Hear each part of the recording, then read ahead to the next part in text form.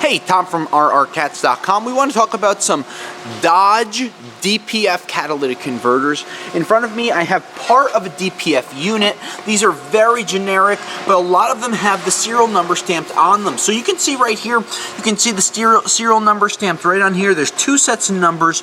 Generally, what we want is the one that's on top. So here it would be 2196 ABP. Now, one of the things about the Dodge diesel catalytic converters, they have very similar letters. Sometimes it could be AAP, and those letters, you really want to make sure that you clean them really well. So when you send them to the team at rrcats.com, we're able to clearly see that number and give you a good quote. Sometimes this could be, depending on the market, a $100 cat, but it could even be a $1,000 cat if you're able to find the correct numbers. Now, sometimes on those DPFs, they do have numbers, but they're just a filter and not a catalytic converter, which means they don't have value. So any other questions about Dodge DPFs, just let the team at rrcats.com know today. We look forward to earning your business at rrcats.com today.